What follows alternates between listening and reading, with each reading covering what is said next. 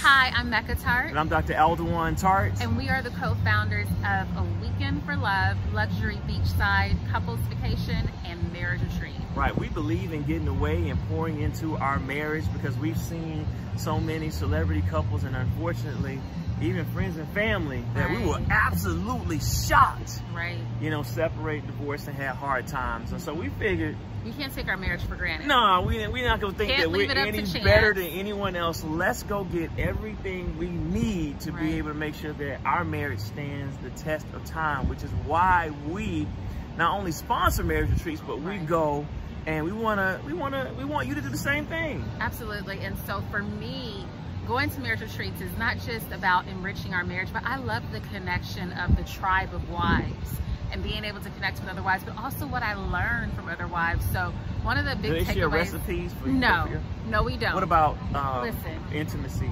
We talk about intimacy now. All right. So one of the big takeaways for me over the years by attending marriage retreats was getting information from wives that have been married 15, 30, 35 years.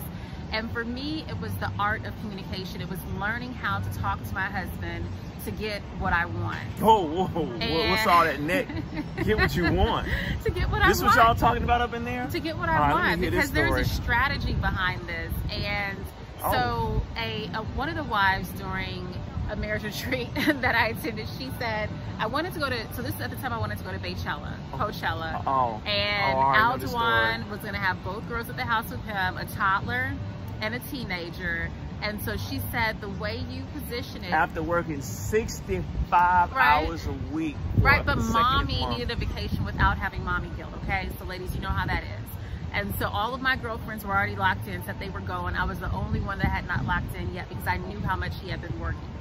So I went to him and I said, babe, it would really make me happy if I can. Watch out for that line. Watch out for that line. It would really make me happy if I can join all of my other girlfriends who were all going to Beachside.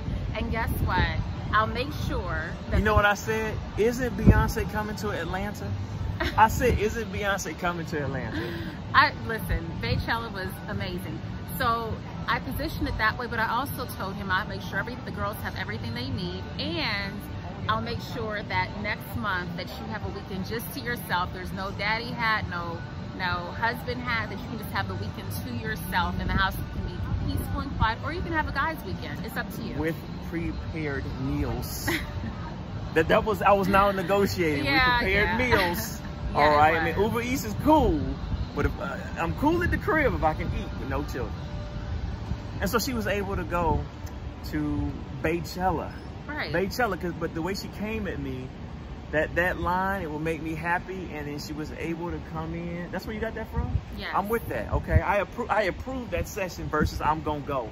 Right. All right, and you can't stop me. Right. All right, that's not gonna work. All right. Well, we have the men's only session called the Lion's Den, and we created that for me learning, watching men 15, 10, 20, really how they talk to their wives. Right. I learned how to be more gentle and see men actually communicate. But they did a session on how to talk to your wife when she won't listen. Oh man, when he said that title, I was like, Mecca is from Inglewood, California, and when she does not want to do something, I love her.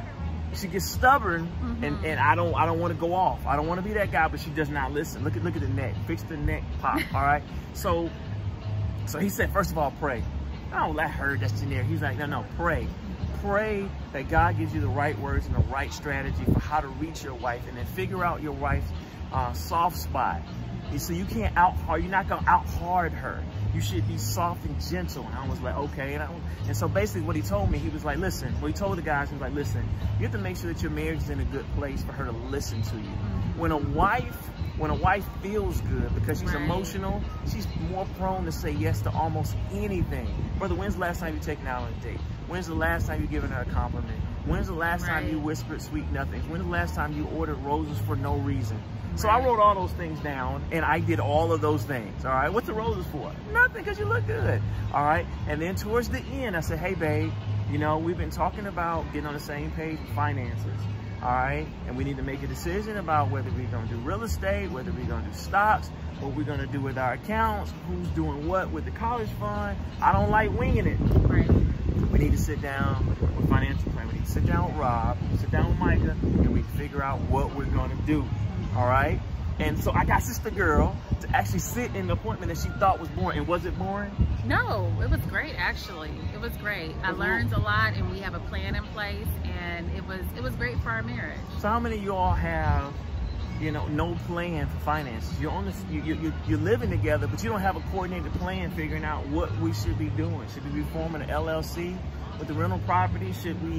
Who should be doing what and when at best case and worst case scenario? But then also, not just about that, but I love the marriage retreats because it always brings us closer together. Like when you see other couples kissing or holding hands and dating, all the dates that you have throughout the weekend, it puts you in a good place with your relationship, no matter where you are. You know, and it also helps to be able to see other couples who are fighting for their marriages and have dope marriages. We don't see that enough. You see so much in the media, you just think that, oh man, are there dope marriages out there? And so we like to be able, and plus it allows you to be able to feel good. You know, you work so much, why not spoil yourself? Why not spoil your marriage? Make the first thing to be able to connect with us, because when we go back home to Atlanta, Georgia, and don't have any of these palm trees and pool and people serving us, so it's right back to us doing. And so we need to build up our time so that we can have that stamina, so that we're built to last, y'all. Built to last, especially after COVID. If it's in the negative, come get a little positive. Everyone wants to celebrate. This year is about celebrating, and we're celebrating marriage. Right. And then there's a little treat in the end. Tell me the last thing we're topping off with. Oh, the vow renewal. There's two things we're topping off with: the nightcap, which is about intimacy, getting your relationship stimulated in that area, having a good time. But then also the vow renewal is very special, and a lot of couples just feel like their wedding day all over again. Get those feels back. You have to do things to hack into your marriage to bring back those positive vibes that make you remember why I married you, girl. Right. You know, when you're talking about going to Beachside. Those shorts were really short, by the way. But anyway, look, that was the look. All right, but anyway, I love y'all. We love y'all. We look forward to seeing you at A Weekend for Love. Check it out, aweekendforlove.com, and we'll see you, your face in the place. Absolutely. Bring your better half.